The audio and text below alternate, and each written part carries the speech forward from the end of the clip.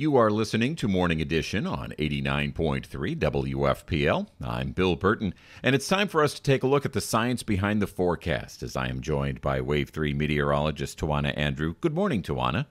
Good morning. We've talked about Hurricane Beryl before, but we're just going to add on to all of the records that it continues to break.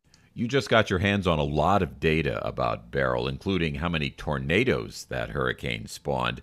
Walk us through what you learned. So first, Hurricane Beryl, I think a lot of people remember, it was the earliest Category 4 and 5 hurricane in Atlantic Basin history. And then it was the second Category 5 hurricane in July. Hurricane Emily in 2005 was the first.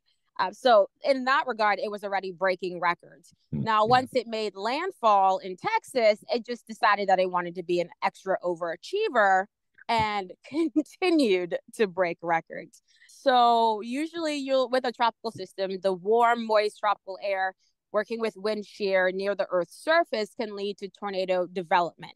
And we saw so many tornadoes with Beryl.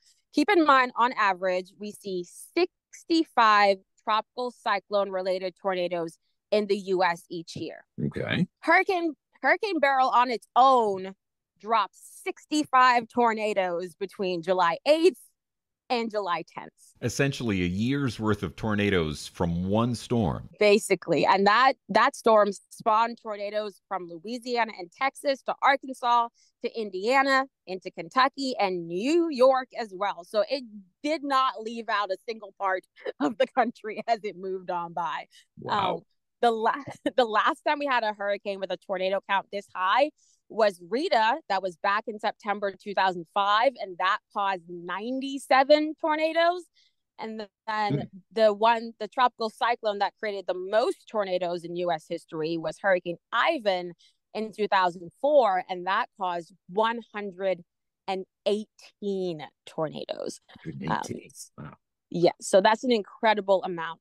Most of Beryl's tornadoes were in Louisiana. They saw 43 separate touchdowns, and that was the National Weather Service in Shreveport's highest single-day tornado count since 1995.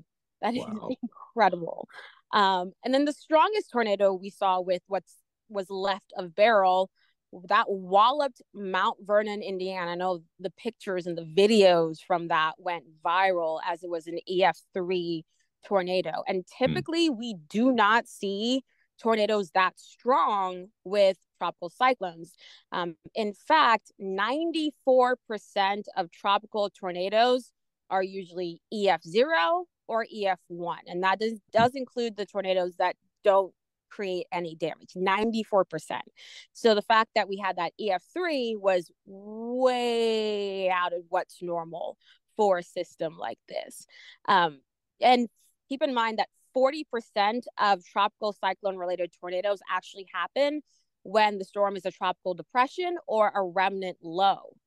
Only 27% of the tornadoes happen when it's actually a hurricane, and 33% happen when it is a tropical storm. So we tend to see more tornadoes the weaker the system gets and the further inland it goes, which is just a really good reminder that everyone needs to be paying attention during hurricane season.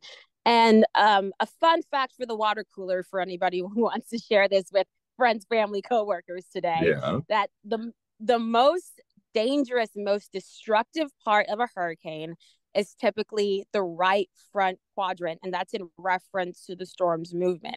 So in this part of the storm, you have the forward motion of the hurricane working with the storm's sustained winds, and that tends to produce stronger wind gusts. So let's say that a hurricane has 100-mile-per-hour winds and it's moving at 30 miles per hour, then you can see in that part of the hurricane, that right front quadrant, wind gusts of 130 miles per hour.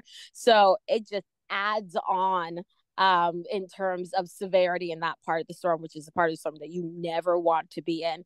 So we're just going to have to keep an eye on hurricane season as it goes through the end of November.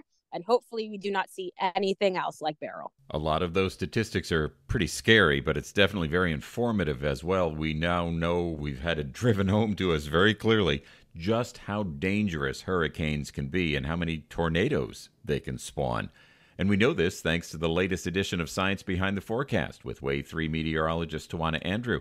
Thanks for the knowledge, Tawana. Of course.